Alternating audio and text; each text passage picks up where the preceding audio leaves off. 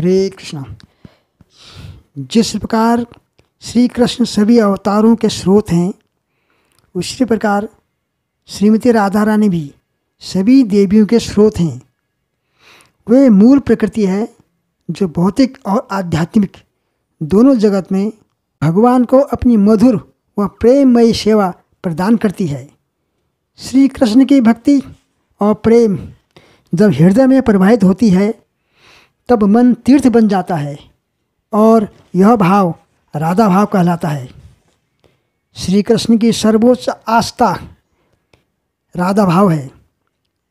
अब जानते हैं कि वो राधा रानी कैसे इस धराधाय में प्रकट हुई। बात उस समय की है जब नंद बाबा और यशोदा मैया नंदगांव में और ब्रजभानु और कीर्तिका मैया बरसाना में रहते थे और ये दोनों परिवार आपस में एक घनिष्ठ मित्र थे और इन दोनों की कोई संतान नहीं थी। तब नंद महाराज और ब्रजभानु ने निर्णय लिया कि चलो यमुना के किनारे बसते हैं। यमुना जी अत्यंत दयालु है, उनके किनारे पर रहेंगे तो संतान प्राप्ति हो सकती है। और ऐसा सोचकर नंद महाराज गोकुल में और ब्रजभानु जी रावल में बस गई। तब भाद्र पक्ष कृष्ण अष्टमी को कृष्ण का जन्म हुआ, जिसे हम जन्माष्टमी के नाम के रूप में मनाते हैं। और भाद्र शुक्ल पक्ष अष्टमी को जब ब्रजभानु महाराज भोर के समय अपने कुंड में स्नान करने गए, भोर मतलब सूर्योदय से पहले, तो उनको उस कुंड में एक प्रकाश नजर आया। जब वो पास गए तो उन्होंने देखा कि यह प्रकाश एक स्वर्ण कमल से आ रहा है। जब वो और करीब गए तो देखा कि यह प्रकाश तो कमल के भीतर रखी अत्यंत सुंदर बालिका से आ रही है। बालिका को देखकर ब्रजभानु की प्रेम की सरताई उमड़ पड़ी। उस समय ब्रह्मा जी प्रकट हुए और आकाशवाणी की,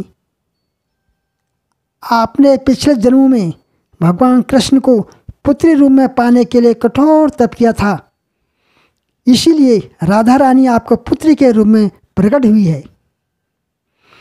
आप इन्हें घर ले जाइए और इनका प्रेम पूर्वक लालन पालन कीजिए।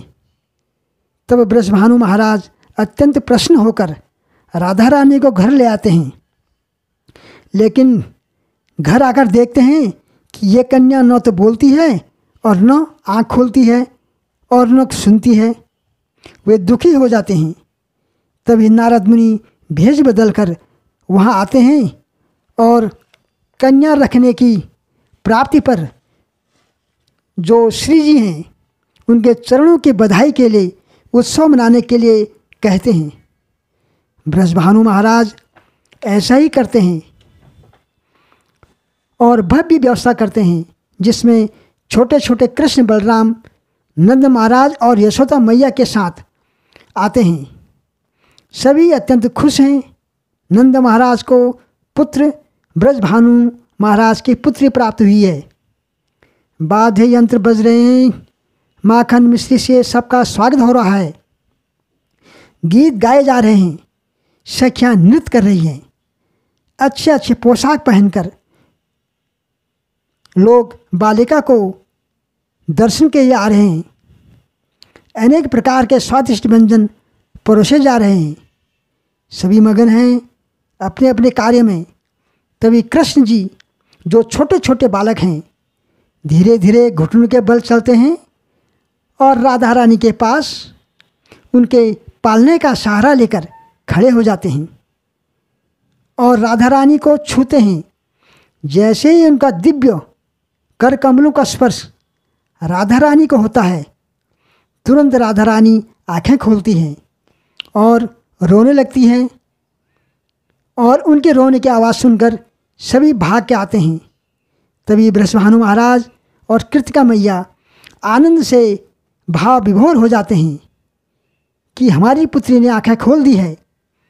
वह बोल रही है, सुन रही है और देख रही है। क्योंकि जब गोलोक वृंदावन धाम में राधा रानी से कहा, हे सखी, अब धरती पर जाने का समय आ गया है। तब श्रीमती राधा रानी कहती है कि अगर वृंदावन धाम, गोवर्धन पर्वत और श्री यमुना जी वहाँ नहीं हैं तो मैं वहाँ नहीं जाना चाहती। तब भगवान कृष्ण कहते हैं कि आपका ये मंतव्य जानते हुए मैंने वृंदावन का कुछ हिस्सा गोवर्धन और श्री यमुना जी के साथ भेज दिया है, अथवा आप कभी भी गोलोक वृंदावन से बाहर नहीं आएंगी। तब राधा रानी कहती है कि नहीं नहीं, एक बात और है, जब तक मुझे आपके मुख चंद्र का दर्शन नहीं होंगे तब तक मैं न बोलूँगी, न देखूँगी, न सुनूँगी। इसलिए वे श्री कृष्ण का आने का इंतज़ार कर रहे थे।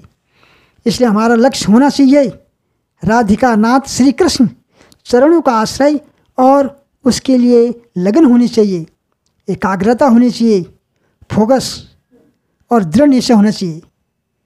इसका सर्वश्रेष्ठ उदाहरण है श्रीमती राधा रानी। इनके प्रेम को, जिनके भाव को अंगीकार करके स्वयं भगवान कृष्ण जो 5000 वर्ष पूर्व चैतन्य महाप्रभु के रूप में आए और हरि नाम संकीर्तन का प्रचार किया। श्रीमद् भागवत के अनुसार कलयुग में मानव जाति का उद्धार का सबसे सरल और प्रभावी साधन है इस राधाष्टमी पर श्रीमती राधा रानी और भगवान कृष्ण को दिव्य दर्शनों के लाभ लें, और साथ ही साथ इस मंत्र का हरे कृष्ण कृष्ण कृष्ण हरे हरे, हरे राम राम राम हरे हरे अपने जीवन में उतारें।